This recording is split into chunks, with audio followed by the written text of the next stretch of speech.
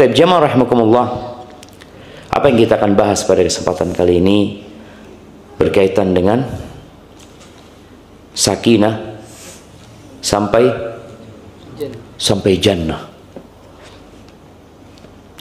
Berat tema ini sebenarnya, tapi mudah bagi orang yang Allah mudahkan. Jangan kita bersandar kepada diri kita.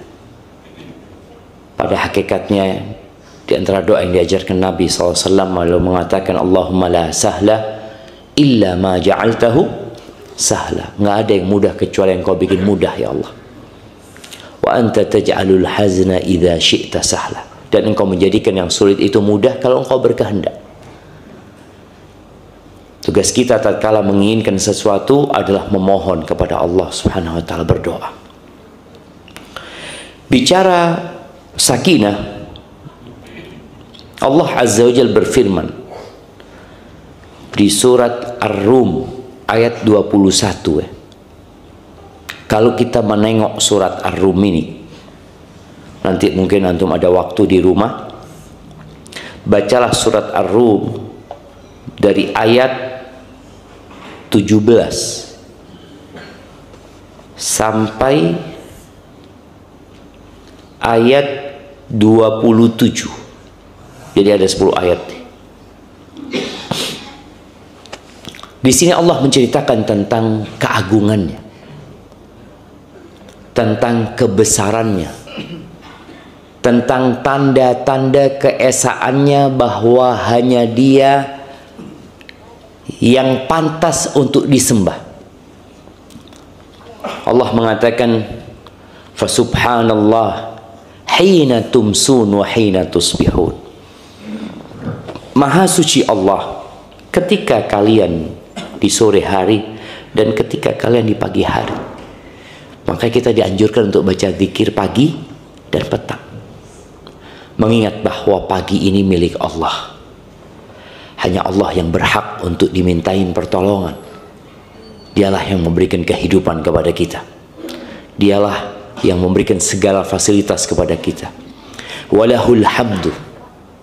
Dan bagi Allah pujian fis samawati wal ardi wa asyiyan wa hina tudhirun. Dan bagi Allah pujian di langit dan di bumi. Dan ketika engkau di waktu petang, dan ketika engkau di waktu zuhur, waktu siang. Yukhrijul hayya minal mayyit wa yukhrijul mayyita minal hayy wa yuhyil arda ba'da mautiha wa kadzalika tukhrajun. Allah itu mengeluarkan yang hidup dari yang mati dan mengeluarkan yang mati dari yang hidup. Siapa yang mau kasih contoh? Bagaimana Allah mengeluarkan yang hidup dari yang mati dan yang mati dari yang hidup?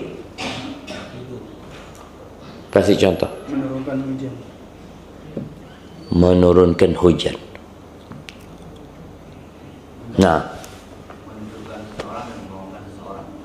menidurkan seorang dan membangunkan seseorang. Ada benda mati keluar sesuatu yang hidup. Ada benda hidup keluar darinya sesuatu yang mati.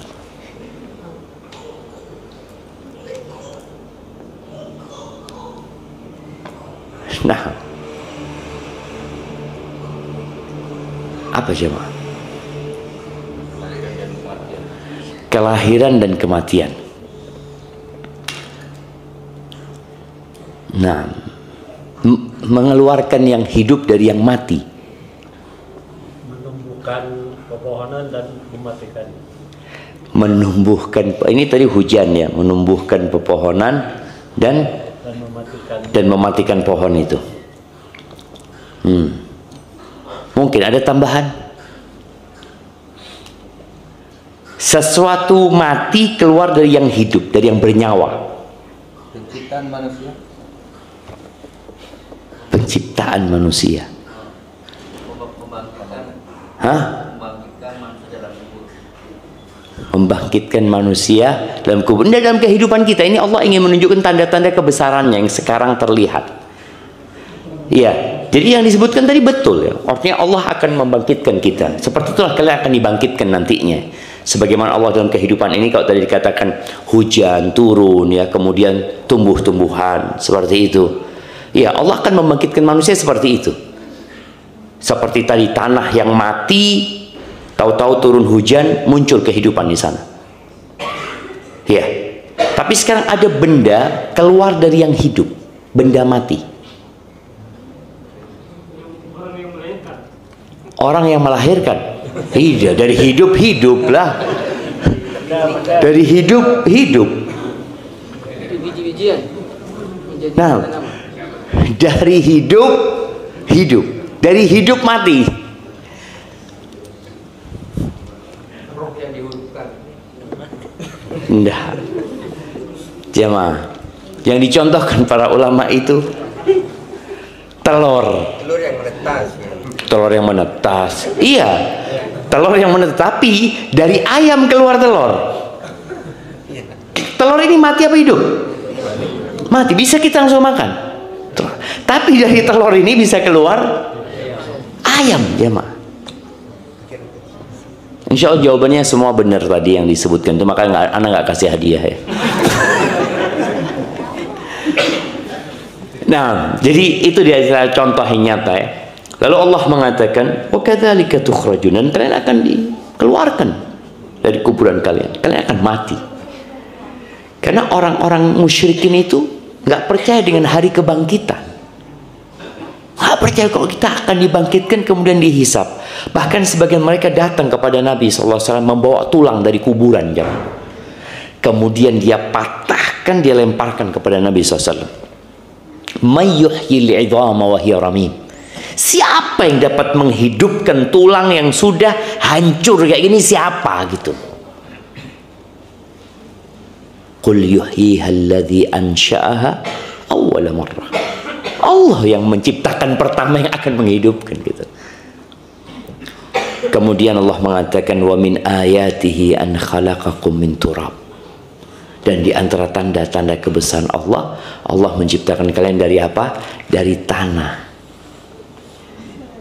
Tanah yang kadangkala kita kalau berjalan itu takut kena tanah. Apalagi kalau habis turun hujan, kemudian tanah bercampur dengan air, tahu-tahu ada mobil atau motor lewat, kita kecipratan lumpur dan tanah itu. Kenapa antum takut? Padahal antum dari itu. Seharusnya ketika tanah menimpa, ana dari ini ya. Iya. Supaya manusia itu tidak congkak. Dia tercipta dari sesuatu yang dia injak tiap hari. Yang antum injak di kaki antum itu, lo ana dari ini. Iya. Tapi kadang-kala manusia lupa daratan.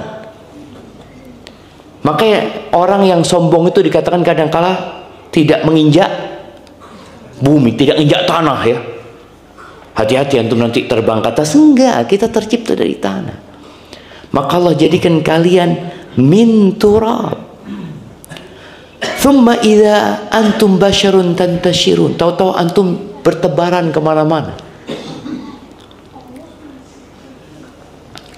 Orang-orang di muka bumi ini, itu kenapa warnanya berbeda-beda? Antum yang ada di sini. Nah, antum udah dapat hadiah belum? Yang lain. Yang belum dapat hadiah.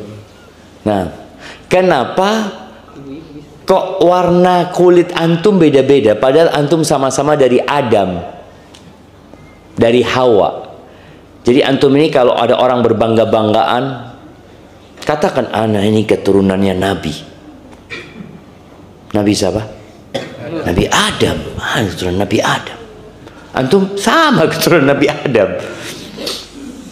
Karena ada yang mengaku keturunannya monyet, keturunannya kera, jamaah. Ada orang yang enggak. Kita semua dari keturunan Nabi Adam. Tapi pertanyaannya, siapa yang mau jawab? Kenapa kulit antum kok nggak sama? Tekstur tanah. Karena tekstur tanah, iya betul jamaah. Betul. Karena tekstur tanah itu nggak sama. Sahih, tafadhol kasih hadiah. Nah, tekstur tanah. Jadi ketika Allah menciptakan Nabi Adam alaihissalam, Allah perintahkan Jibril untuk mengambil dari semua tanah yang ada di bumi ini. Tanah itu ada yang putih warnanya. Kita tahu di sini ada tanah merah. Ada yang merah, ada tanah hitam. Ada tanah kuning. Macam-macam jenis tanah, diambil dari semuanya. Kemudian teksturnya tadi berkaitan dengan ada yang keras, ada yang lembek. Kemudian tanah itu ada yang aromanya wangi, ada yang aromanya busuk. Tanah itu dah enak. Dari semua itu kemudian jadilah Adam alaihissalam. Maka secara fisik dan secara karakter itu ikut tanah. Maka kalau ada tadi yang putih, boleh jadi memang dari tanah yang putih. Kalau ada yang hitam, dari tanah yang hitam. Ada orang yang kadang kala, waduh Zat, urusan sama fulan ruwet Ustaz. Oh kayaknya dari tanah yang keras dia. Kan memang ada jemaah. Ada kita kalau urusan sama orang, ya Allah enak sama orang ini urusan.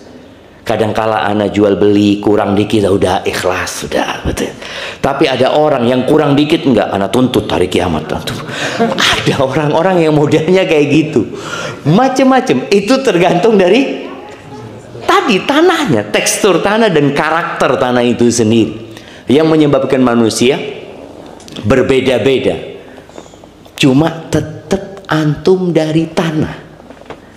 Maka Nabi alaihissalatu mengingatkan, kullukum min Adam, kalian semua dari Adam, wa Adam min turab, dan Adam tercipta dari tanah. La fadla li arabiyyin ala a'jami, wala li a'jamiin ala arabi. Orang Arab tidak lebih utama daripada orang non-Arab, dan orang non-Arab juga tidak lebih baik daripada orang Arab. Orang kulit putih tidak lebih baik daripada kulit hitam. Orang kulit hitam tidak lebih baik daripada orang kulit putih. Bilal bin Rabah itu jemaah hitam pekat, keriting, pesek. Antum tahu Bilal bin Rabah. Tapi terompahnya didengar di surga Allah Azza wa Jalla. Abu Lahab putih merah sampai seperti api. Lahab dari putihnya dia jamaah. Di mana dia? Tabbat yada abi lahabi wata. Jadi keutamaan itu tidak mengikuti warna kulit.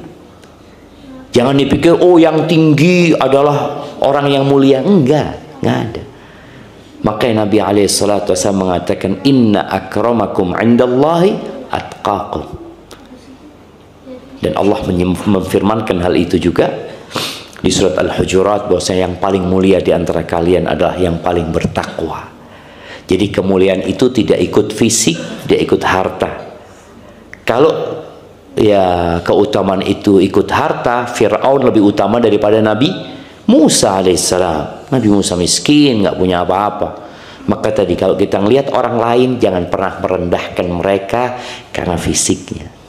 Jangan pernah merendahkan mereka karena mungkin ya secara harta dia miskin.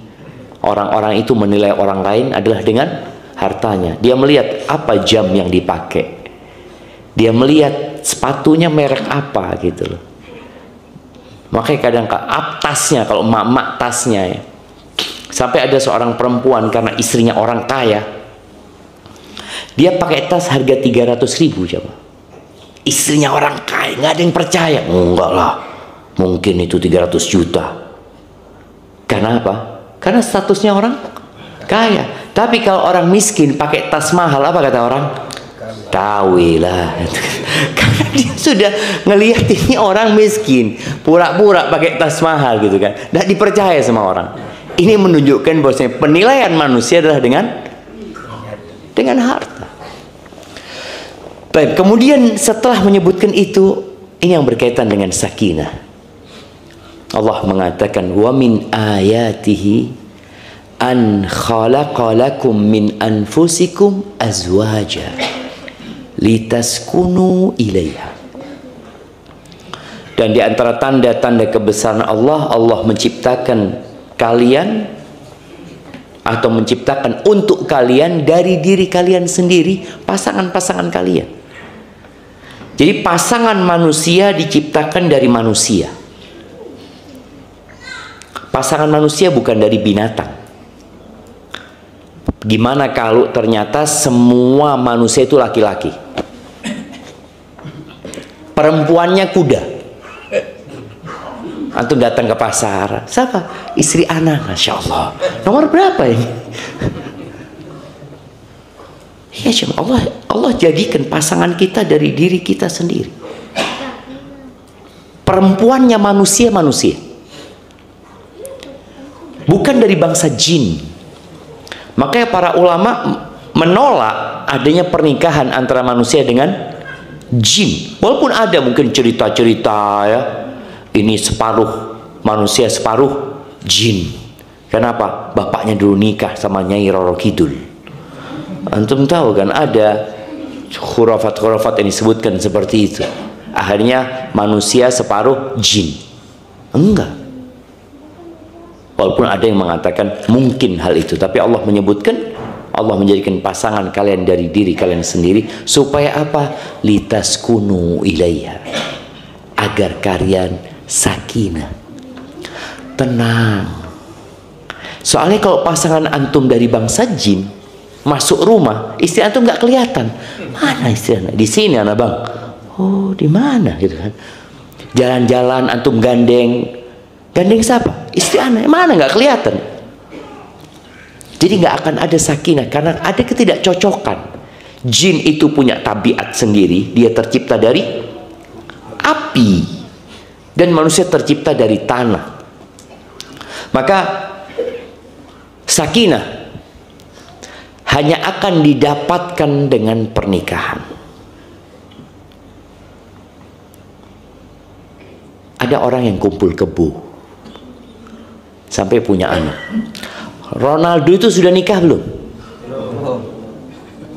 Tapi kok bisa punya anak dia? Iya. Kalau bicara anak itu memang nggak harus nikah. Orang kumpul kebo bisa punya anak. Berzina bisa punya anak. Tapi sakinah tidak akan pernah didapatkan kecuali dengan menikah.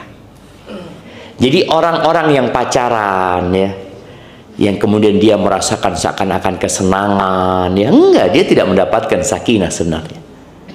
Dia sedang dibuai oleh bisikan-bisikan setan. Kadang-kadang kalau nggak ketemu sama pacarnya lama, aduh gimana gitu ya. Sampai ketika pacarnya lewat gemeteran dia, ya Allah, nggak sakinah.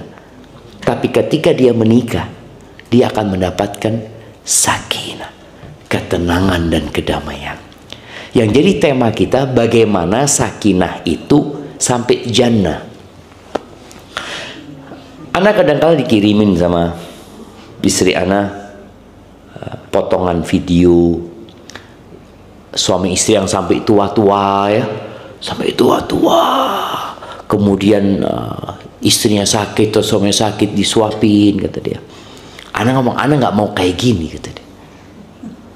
Anak nggak mau kayak gini. Loh, terus anak kepingin sampai jannah dan dalam kondisi sehat bugar. Jadi doanya Nabi SAW, antum hafalkan doa ini karena doa ini sering Nabi bacakan alaihissalam untuk sahabatnya ketika di majelis ilmu. Doanya itu dimulai dengan Allah maqsim lana min khasyatika ma tahulu bihi bainana wa baina ma'asik wa min ta'atika ma tuballighuna bihi jannatak wa min al-yaqini ma tuhawwinu bihi alaina masa'ibad dunya. Lalu beliau mengatakan wa matti'na bi asma'ina wa absarina wa quwwatina ma ahyaitana waj'alhu al-waritha minna. Ya Allah, jadikan kami bisa menikmati pendengaran kami, penglihatan kami, kekuatan kami selama kami hidup dan jadikan itu warisan kami. Gimana jadi warisan? Mati sehat. Kan ada orang-orang yang mati dalam kondisi sehat. Jadi kalau kau minta sama Allah, mintalah mati dalam kondisi sehat bersama istrinya. Kemudian tadi sakinah sampai jannah. Ada orang yang sakinah sampai mati. Berapa banyak kita lihat ada orang-orang non muslim mungkin yang kita lihat romantis, harmonis sampai mati kelihatannya. Tapi di neraka apa gunanya? Maka standar-standar yang dibuat oleh manusia, apalagi anak-anak muda, kesian kita ini melihat anak-anak muda yang nikah cerai. Karena jamaah di negeri kita ini tingkat perceraian sangat menakutkan sekali ya. Di 2013 itu jumlah pernikahan di Indonesia 2 jutaan. Di 2024 jumlah pernikahan itu hampir 1,5 juta atau 1,5 juta kira-kira. Jadi kurang berapa? Kurang 0,5 juta. Yang cerai hampir 500.000. Tinggal 1 juta. Kenapa? Karena mereka nggak mendapatkan sakinah. Penyebabnya ya bisa jadi yang dia tonton, atau yang kita bahas kemarin, pendidikan yang kurang dari orang tua. Anak-anak sekarang itu banyak dididik untuk menjadi pekerja, untuk profesional aja. Jadi tidak ada pendidikan, bukan tidak ada, mungkin anak salah kalau ngomong tidak ada. Ketika anak itu SMP, SMA, kuliah, belajar nggak dia di sana itu untuk menghadirkan sakinah dalam rumah tangga? Nggak belajar, nggak ada. Apakah dia belajar? Ada mata pelajaran. Kalau mata pelajaran apa reproduksi yang berkaitan dengan nikah, kawin, ini beranak, ini itu, pendidikan seks juga mungkin ya di beberapa sekolah itu ada. Sex education itu di beberapa tempat diadakan, tapi edukasi membina rumah tangga yang sakinah enggak. Makanya seorang yang jadi profesor belum tentu tahu bagaimana membina rumah tangga yang sakinah, belum tentu.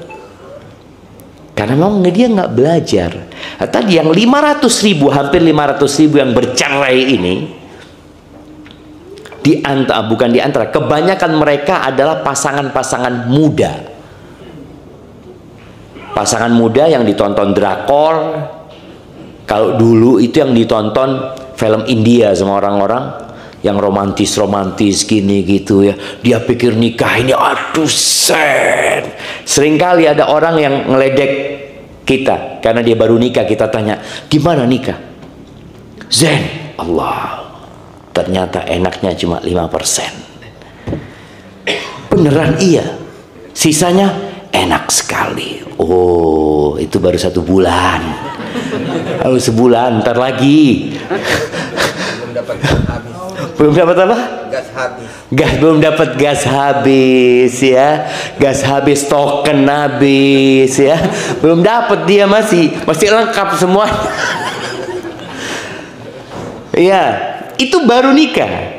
Nikah ini memang di situ ada kegembiraan ya, tapi di situ ada tanggung jawab, ada beban. Bahkan sebagian menyebutkan nikah ini pernikahan yang panjang, yang penuh dengan kesabaran. Suami diuji sama istrinya, istri diuji sama suaminya. Itulah pernikahan.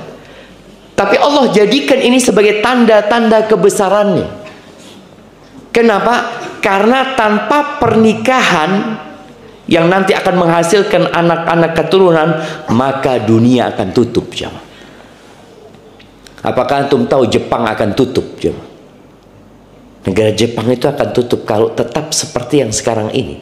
Jadi negara Jepang itu populasi penduduknya seperti piramid terbalik. Tahu piramid terbalik kan? Piramid terbalik itu. Jadi yang tua-tua itu banyak, yang lahir itu sedikit, nggak bisa menggantikan. Seharusnya kan pertumbuhan penduduk itu, ya kalau sekarang jumlah penduduknya 1 juta, ya tahun depan jadi 2 juta lah. Kalau ini 500.000 laki-laki, 500.000 perempuan menikah, dan setiap mereka menghasilkan 2 anak, berapa jadinya? 3 juta udah 3. Tapi kan yang 1 juta anggap mati.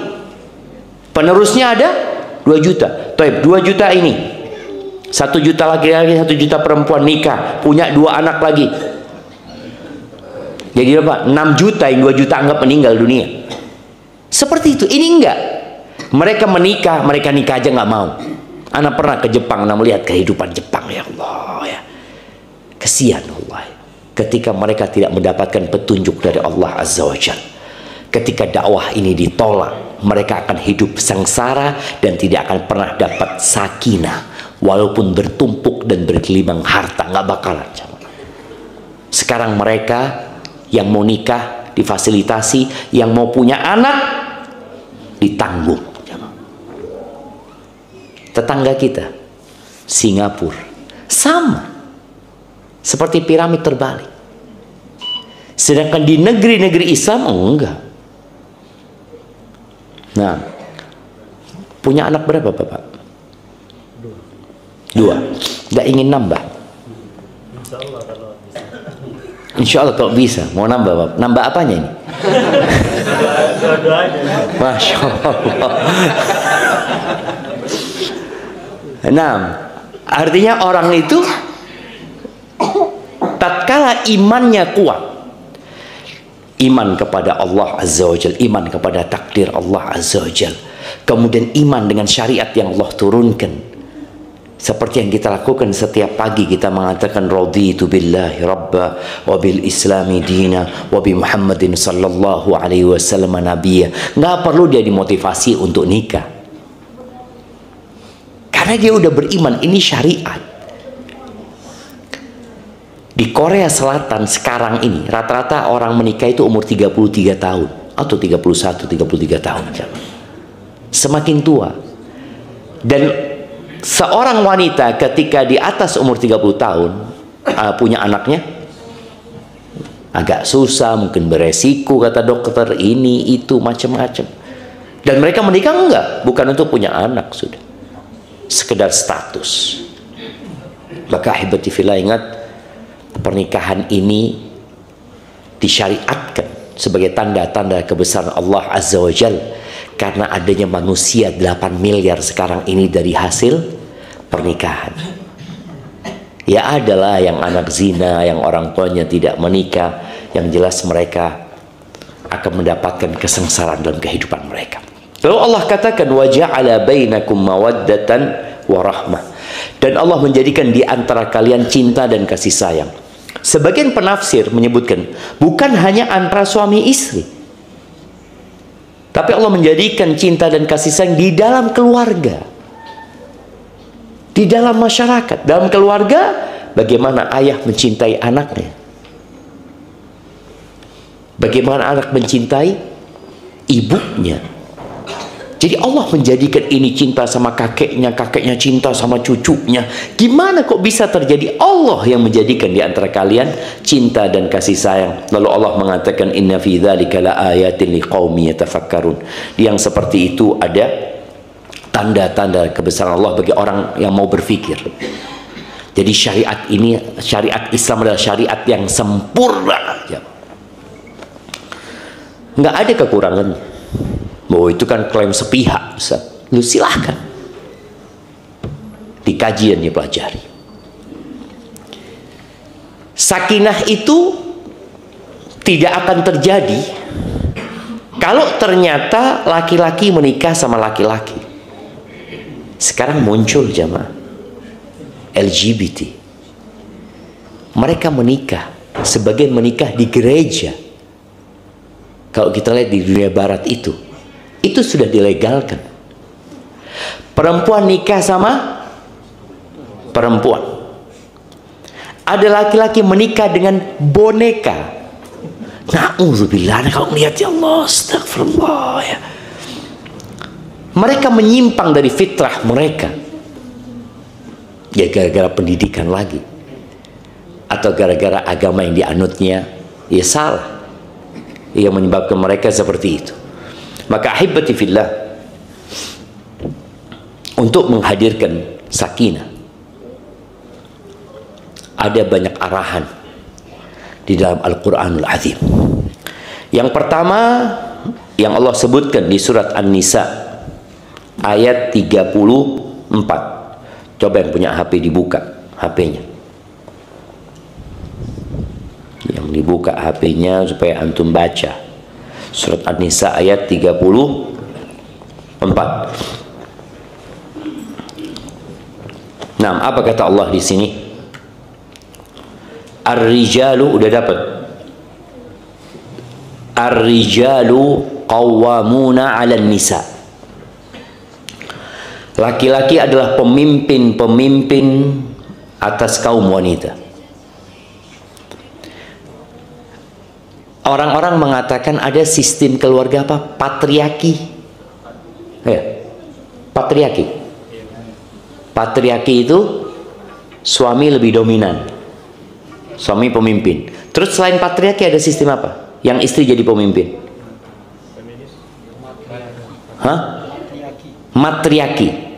Matriarki. Jadi istrinya jadi pemimpin. Ada di dunia ini yang kayak gitu. Mungkin ada. Wallahu a'lam, boleh jadi jangan. Ada yang seperti itu. Dalam Islam enggak. Kenapa kok tidak?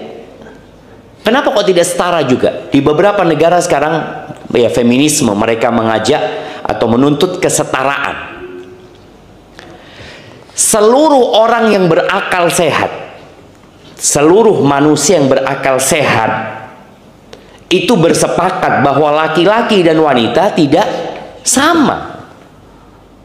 Menyamakan sesuatu yang berbeda adalah kezaliman.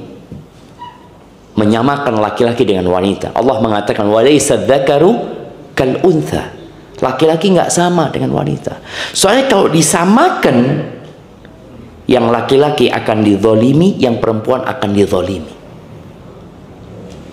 Sekarang mereka menuntut kerja sama. Harus sama-sama kerja perempuan nih. Ya, menuntut mereka jadi wanita karir umpamanya loh. Kesian perempuan ini. Kenapa? Karena perempuan ini diciptakan untuk menghadirkan sakinah. Dia hamil. Laki-laki nggak hamil, mau disamakan. Dia melahirkan. Setelah melahirkan dia akan merasakan sakit. Maka dalam agama Islam perempuan itu setelah melahirkan nifas dilarang sholat jamaah. Bahkan sampai 40 hari ibadah sholatnya enggak, puasa enggak. Dalam setiap bulan, jangan bicara nikah, dalam setiap bulan perempuan itu mengalami fase menstruasi. Dan dalam agama kita ini diperhatikan fase itu. Enggak boleh sholat, enggak boleh puasa. Dalam rangka memang memuliakan para wanita itu sendiri, bukan untuk merendahkan wanita. Jadi tadi semua yang berakal sehat tahu bahwa laki-laki dan wanita itu nggak sama. Taib, antum sekarang keluar dari masjid ini pakai sarung aja tanpa baju, aman? Apakah ada yang akan ngomong antum orang nggak waras? Insya Allah aman lah. Main bola antum kadang-kala kita ingat dulu waktu main bola kalah buka baju kan, yang kalah kan, yang kalah buka baju seperti itu, biasa-biasa aja. Tapi kalau antum melihat perempuan buka baju, apa yang akan terjadi sama antum? Kayaknya dia gila. Mungkin kita akan merasakan kalau di jalanan seperti itu, enggak, kayaknya dia nggak waras. Betul, akan ada perasaan itu, karena nggak seharusnya. Ini orang-orang yang berakal sehat ya, orang-orang yang berakal sehat. Walaupun muncul pemikiran-pemikiran sekarang orang-orang barat itu yang laki perempuan telanjang ya. Nauzubillah min dzalik ya. Baik. Allah menjadikan laki-laki dan wanita berbeda. Antum tahu jembatan yang besar itu yang dari besi ya, itu ada bautnya. Ada apa namanya? Mur sama baut. Kira-kira kalau semuanya baut, jadi jembatan itu jemaah. Kalau semuanya mur, nggak jadi. Oh harus setara, nggak boleh kita. Nggak boleh membedakan antara mur dengan baut. Mur dan baut sama saja. Ya nggak bisa gitu loh. Hanya orang yang tidak berakal sehat yang akan menyamakan sesuatu yang berbeda. Dan perbedaannya bukan perbedaan yang tersembunyi, yang hanya orang-orang pintar yang bisa. Enggak, nyata. Perbedaannya nyata. Apa sih bedanya laki sama perempuan, Zat? Laki jenggotan, perempuan nggak jenggotan. Ya kan beda udah. Gimana kalau perempuan jenggotan juga? Dia nuntut, kenapa kita nggak tumbuh jenggot? Kita akan kasih minyak yang bisa menumbuhkan jenggot. Nggak bisa. Secara fisik nggak sama, secara akal nggak sama. Oke, Islam mengklaim itu enggak, orang-orang kafir, orang-orang barat itu yang meliti tidak sama. Dan Islam sudah mengatakan 1447 tahun yang lalu, bahkan sejak lahirnya Maryam, ibunya mengatakan, Rabbi inni wada'tuha untha. Ya Allah, ternyata yang kulahirkan perempuan. Perempuan. Wallahu a'lamu bima wada'at. Dan Allah lebih tahu dengan apa yang dia lahirkan. Walaysa dzakaru kal untha. Dan laki-laki itu nggak sama dengan perempuan. Gitu, seperti itu. Kenapa sih kok ada penghalang antara soft laki-laki sama perempuan? Mana DKM masjid? Siapa PKM masjid ini? Antum. Kenapa kok dihalangi? Kenapa mereka nggak sholat bersebelahan sama kita? Antum menzalimin mereka. Nah, Biar nggak ada syahwat juga. Biar nggak ada Syahwat. syahwat. Orang dikasih itu aja masih syahwat, Bang ya. Nah, sahih. Dibedakan jamaah untuk menghormatin perempuan, untuk memuliakan wanita. Tapi kadangkala tadi mereka menuntut sesuatu yang seharusnya mereka kalau tahu, enggak, engkau dimuliakan. Nih, kita kembali kepada ayat ini. Kalau ingin mendapatkan sakinah, jadi memang harus mengikuti syariat Allah Azza wa Jalla. Allah mengatakan, bima faddalallahu ba'dahum ala ba'din. Allah menjadikan laki-laki pemimpin karena Allah memberikan keutamaan, kemuliaan kepada laki-laki yang tidak dimiliki oleh wanita. Sebagian dimuliakan atas sebagian lainnya. Karena tujuannya memang untuk berlangsungnya kehidupan ini. Wa bima anfaqu min amwalihim. Dan karena mereka memberikan nafkah. Laki-laki itu lebih logis, lebih rasional. Perempuan itu lebih kepada perasaan. Maka antum sebagai laki-laki jangan menjadikan istri antum seperti antum. Perempuan itu kadangkala dia ngomong curhat, dia nggak minta solusi. Dia hanya ingin didengarkan. Antum dengarkan saja, dengarkan sampai dia capek. Dia mengatakan, udah, iya, butuh solusi. Enggak, Bang, sudah nggak usah. Dia nggak butuh solusi karena dia udah tahu solusinya. Sabar. Dia kadang-kadang kalau dikasih tahu sama apa? Ya sabar. Udah tahu dia. Dengan solusinya udah tahu. Tapi dia membutuhkan orang yang jadi pendengar setia. Dan Nabi kita Muhammad alaihissalatu wassalam, Masya Allah, beliau seorang panglima perang. Tapi sampai rumah istrinya cerita ini itu didengarkan sama Nabi Muhammad sallallahu alaihi wasallam. Maka antum harus punya waktu mendengarkan ocehan istri kalau ingin sakinah. Sebelum istrinya ngoceh di status. Nah, sebelum dia bikin status, sebelum ini antum dengerin. Dan ketika dengarkan, subhanallah, ada adab ya. Mana HP? Pinjam HP antum. Ternyata termasuk adab berbicara. HP itu nggak di meja, jemaah. Taruh di kantong. Untuk menunjukkan bahwasanya orang yang antum ngomong sama dia lebih penting daripada handphone. Subhanallah. Anak ketemu dengan orang besar, seorang menteri ya. Masya Allah dia. Ya dia belajar juga adab dan etika ya. Ketika dia ngobrol sama kita, itu HP ditaruh di kantong, nggak dikeluarin. Sebagian kita baru duduk langsung,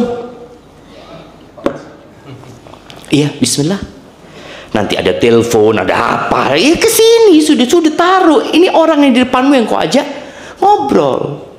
Dan ketika ngobrol sama istri, hindari yang namanya handphone. Taruh handphone.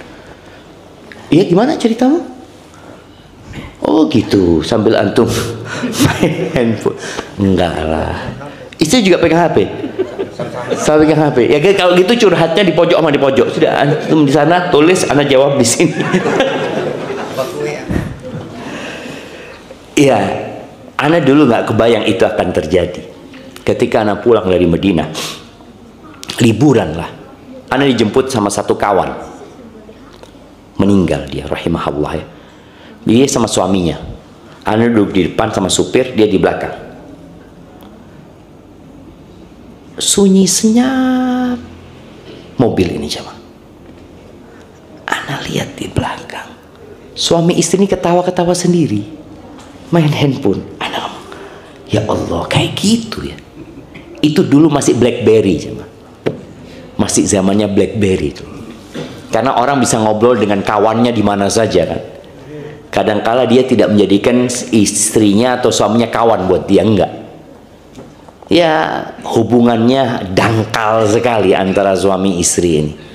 Padahal seharusnya tadi dengarkan dia, karena perempuan, engkau pemimpin ya. Kadang-kadang anak buah kayak pengen ketemu pemimpin, ngapain? Dia kepingin curhat aja.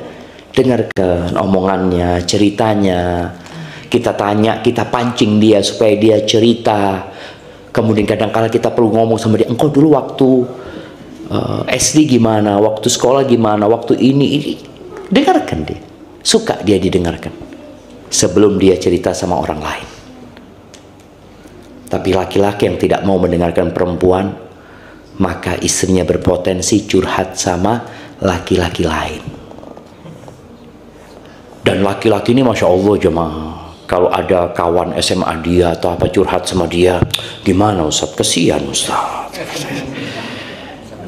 Tahu-tahu dia jadi buaya darat jemaah. Yang biasanya buaya di air keluar dia. Itu terjadi kalau jangan. Usahakan. Anak kalau ada perempuan-perempuan yang curhat udah panjang ini itu, anak ngomong, anak kasihkan ke istri anak. Coba ngobrol sama dia. Karena mau nggak mau ya dia seharusnya curhat sama suaminya, tapi suaminya nggak mau dengerin, sibuk suaminya. Bahkan tadi ada suami-suami yang al-hadir al-ghaib. Anu sudah sebutkan. Al-hadir al-ghaib. Dia datang tapi nggak ada jemaah. Anak-anak tidak merasakan kehadiran ayahnya. Mungkin ayahnya cuma bikinkan kopi, bikinkan teh. Oh berarti hadir, ada ayah. Dari mana tahu? Itu minta kopi. Setelah kasih kopi, ghaib lagi jemaah.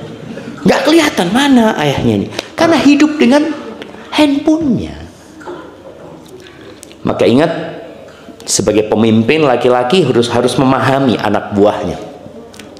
Sekarang tuh di perusahaan-perusahaan besar ya, ada yang namanya profiling, ya, profiling, yang mengenali profil anak buahnya. Oh ini lebih condong ke sini, ini lebih condong ke sini, supaya dia tahu ini pasnya di tempat yang mana. Istri kita juga kita harus tahu dia ini condongnya kemana sih istri anak ini, sukanya apa. Dan itu tugas pemimpin. Anak buah mau tidak mau harus kenal sama pemimpinnya. Istri dituntut juga harus tahu suamimu itu adalah pemimpin. Dan untuk mendapatkan sakinah di dalam rumah, hendaklah pemimpin itu diletakkan di posisinya.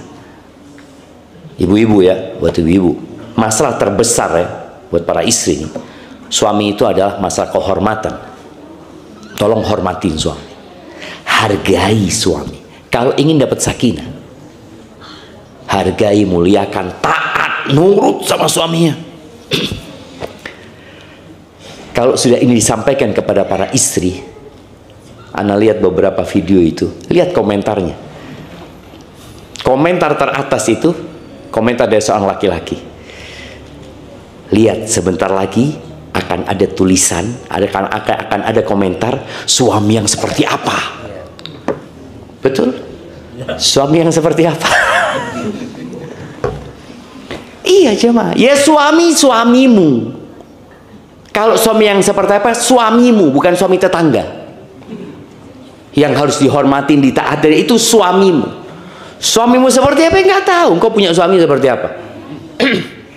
Itu yang harus dihormatin. Dia dihormatin karena apa? Karena posisinya sebagai suami. Boleh jadi suamimu secara penghasilan lebih dikit. Boleh jadi di tempat kerja mungkin posisimu lebih tinggi. Dia mungkin anak buah. Tapi ketika di rumah dia adalah suami. Makanya Nabi SAW mengatakan, "Lau kuntu amiran ahadan an yasjuda li ahad."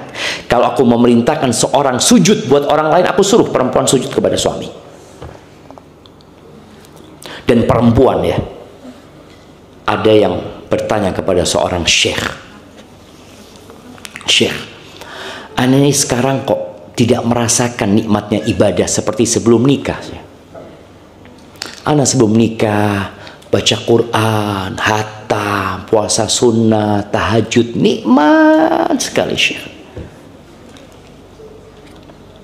Terus Syekh ini tanya, "Bagaimana hubunganmu dengan suamimu?" "Loh, ana tanya tentang ibadah, Syekh kok tanya masalah suami?" "Apa urusannya?" "Iya, karena ada sebuah hadis," kata Syekh itu, yang menyebutkan, "Wala tadzuqul mar'atu halawatal iman au halawatal ibadah hatta tu'addi haqqa zawjiha." Perempuan itu tidak akan merasakan nikmatnya ibadah, lezatnya iman yang akan menghadirkan sakinah dalam rumah. Nggak akan dia dapat sampai dia menunaikan hak suaminya.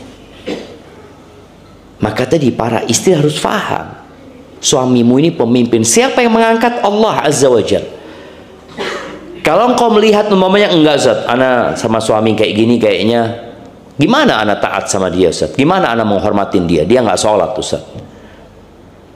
Ya udah, engkau gugat cerai supaya dia nggak jadi suamimu. Tapi kalau dia tetap suamimu, ya tetap engkau harus menganggapnya suami.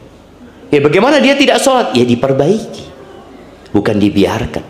Kalau engkau ingin sakinah sampai surga, ada yang namanya watawasau bil haq, watawasau bis sabr.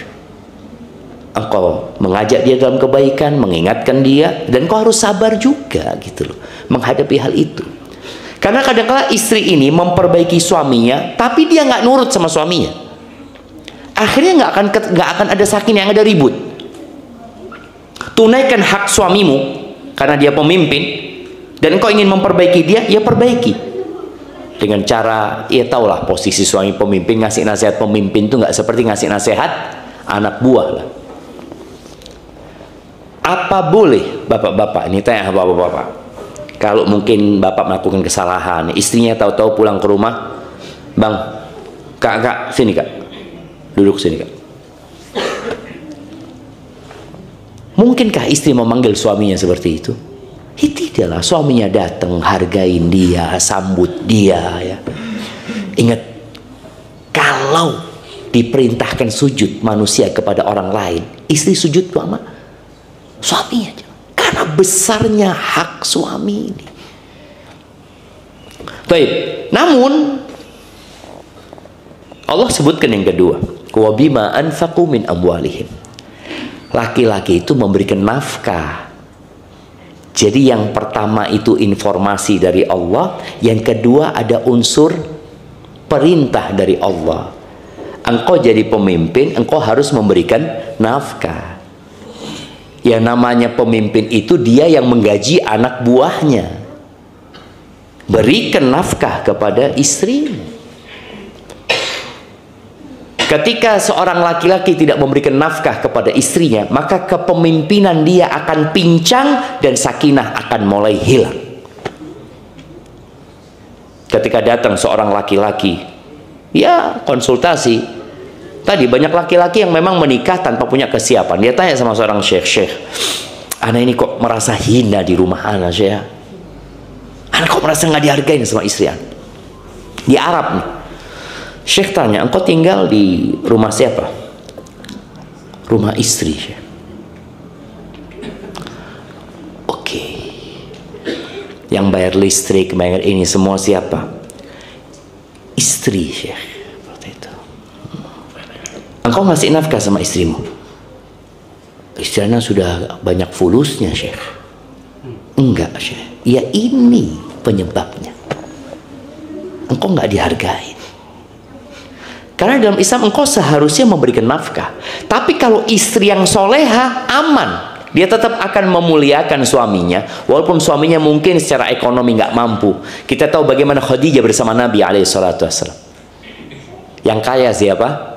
Khadijah. Yang punya usaha siapa? Khadijah.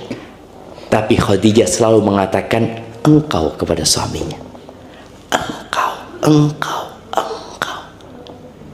Nggak ada, aku. Nggak ada Khadijah ngomong kayak gitu. Itu istri yang soleha. Yang jadi masalah sebagian kita salah pilih istri. Yang ada ya aku. Bang, ingat, engkau jangan sembarangan di rumah ini. Sertifikat atas namaku. Iya. Token tuh siapa yang bayar? Istrinya yang bayar. Maka tadi kepemimpinan itu akan turun. Tapi kalau istri yang soleha nggak ada masalah, antum. Maka tolong tadi nafkah.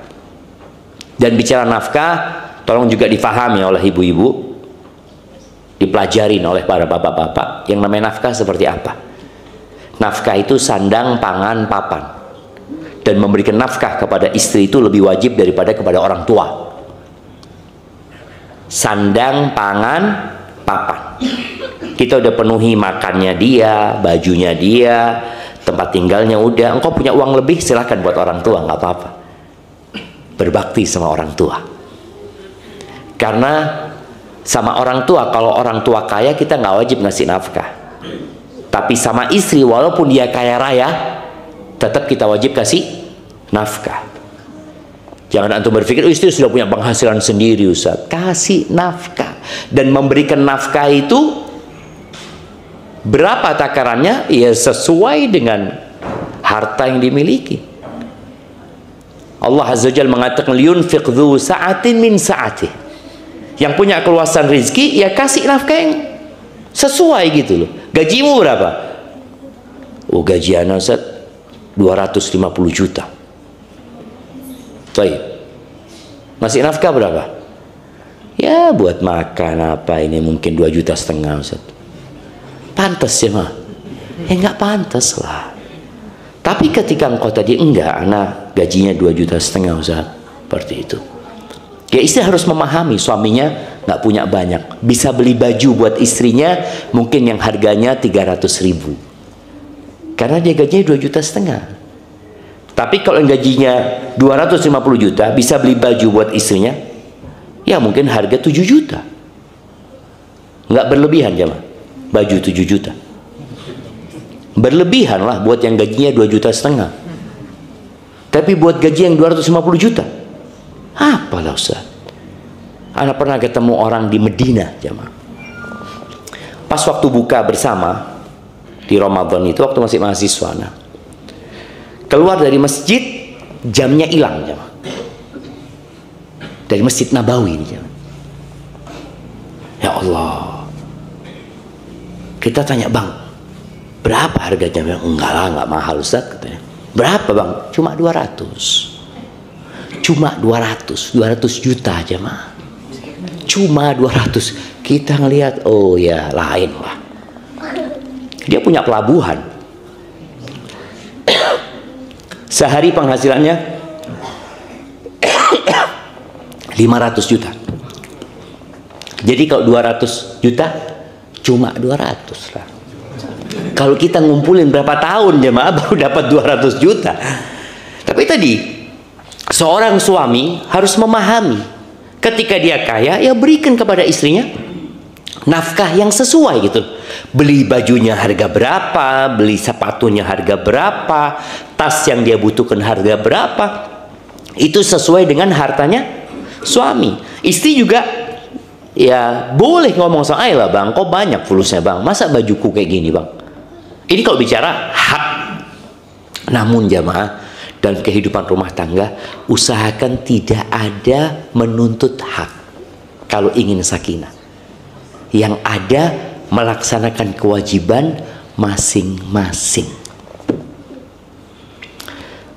Jadi nafkah ya, kalau ingin sakinah, berikan nafkah dengan proporsional. Tempat tinggal juga sama seperti itu. Fasalihat, nah ini baru bicara perempuan-perempuan. Fasalihatu qanitat hafizatun lil ghaibi bima hafizallah. Wanita-wanita yang solehah adalah yang taat. Dia taat kepada Allah, taat kepada suaminya, menjaga kehormatan dirinya. Ketika suaminya nggak ada, dia tetap menjaga. Apalagi sekarang ya, tolong perempuan-perempuan ini, jangan dia menghubungin laki-laki di luar sana. Dia memang nggak keluar rumah, tapi dia chatting sama laki-laki. Usahakan ketika engkau sudah menikah, hapus semua kontak laki-laki yang bukan kerabatmu, yang tidak ada urusan sama mereka. Dia cuma kenalan, cuma kawan, ini itu. Usahakan dihapus saja. Kalau nanti ada perlu, baru dicariin. Kemudian Allah mengatakan, wallati takhafuna nusyuzahunna fa'idhuhunna. Nih, perempuan-perempuan yang kadang-kala kita takut, khawatir dia itu nusyuz. Nusyuz itu nggak nurut ya, sama suaminya, tidak menghargai suaminya, tidak menghormati suaminya. Apa kata Allah? Fa'idhuhunna. Berikan mau'idhah hasanah, nasihat, wajangan kepada dia. Wahjuruhunna fil madaji', kasih nasihat. Nggak mau, pisah ranjang. Jadi pisah ranjang ini termasuk salah satu terapi perbaikan. Istri nggak nurut, nasihat sudah disampaikan, ya udah pisah ranjang. Dan kalau bisa, pisah ranjangnya itu tidak di luar kamar, di dalam kamar saja, supaya anak-anak nggak melihat. Tapi kalau belum punya anak ya nggak ada masalah, antum tidur di mana? Ruang tamu, dia tidur di mana. Tapi kalau ada anak, usahakan jangan, karena kesian kejiwaan anak kita. Dia melihat, kok bisa ya bapak tidur sama kita, ibu tidur sama adik, ada apa? Berarti ada masalah. Usahakan pisah ranjang tadi dalam kamar saja. Kalau nggak mau, subhanallah, Allah mengatakan wadribuhun. Ketika sakinah sudah hilang, proses pengadaan sakinah itu dengan nasihat, dengan pisah ranjang, dan dengan memukul. Wadribuhun. Tapi memukul yang tidak melukai, memukul yang tidak mememarkan, memukul yang tidak mematahkan, dan tidak boleh memukul wajah. Tapi kalau bisa dihindarin, jangan mukul-mukul. Ini cara terakhir. Apalagi di Indonesia akan dimasukkan kepada KDRT nantinya. Antum nggak usah mukul dia. Ya, mungkin berpisah. Boleh jadi perceraian menjadi solusi nantinya. Fa in ata'nakum fala tabghu 'alaihinna sabila innallaha kana 'aliyan kabira. Kalau mereka nurut sama kalian, menghormatin kalian, menghargai kalian, udah nggak usah cari macam-macam jemaah. Ingat, Allah maha tinggi dan maha besar ya. Silahkan dibaca, dilanjutkan ayatnya karena anda lihat waktunya sudah cukup siang. Dan terakhir buat ibu-ibu, urusan ranjang ini termasuk urusan yang mendatangkan sakinah. Bapak-bapak juga, urusan yang mendatangkan sakinah adalah menundukkan pandangan mata. Kalau engkau melihat sesuatu di luar, tidak sengaja melihat ada yang lewat, kemudian hati ini berhasrat, apa kata Nabi SAW? Falyarji ila ahli. Hendaklah pulang ke istrinya. Di sini istri ketika suami datang, dia sedang punya masalah, tolong dilayani suaminya. Iya Ustaz, tapi kan capek. Ya memang di sini ada perempuan-perempuan yang punya peran ganda. Dia pekerja dan dia istri dan ibu. Akhirnya dia kecapean. Padahal tujuan rumah tangga tadi mendapatkan sakinah, bukan mengumpulkan harta. Suamimu yang kewajibannya ya memberikan nafkah. Tolong layani semaksimal mungkin suamimu agar sakinah itu hadir di rumah ya. Dan subhanallah ya, perempuan yang diajak suaminya kemudian menolak, lalu suaminya bermalam dalam kondisi marah, itu dilaknat malaikat sampai pagi. Bayangkan, malaikat melaknat. Dan perempuan yang menyakitin suaminya, bidadari turun tangan. Qatalakillah, kata bidadari. La tu'zi, semoga Allah membinasakanmu, kata bidadari. Jangan kau ganggu dia. Dia cuma tamu di tempatmu. Bentar lagi dia akan bergabung sama kita. Maka dalam rangka menghadirkan sakinah ini, tolong semuanya saling menjaga ketaatan tadi, suami berusaha menjaga pandangan matanya, jangan sampai dia kemana-mana, sehingga dia akan ridho dengan apa yang ada di rumahnya. Sang wanita juga melayani suaminya ketika dia pulang ke rumahnya. Itu yang dapat Anda sampaikan jemaah. Kurang lebihnya mohon maaf. Ini ada tanya jawab. Nah, kita sampai jam berapa? Kayak anak heran panitia biasanya ngasih tahu, Ustaz sampai jam sekian, sekian. Ini nggak ada.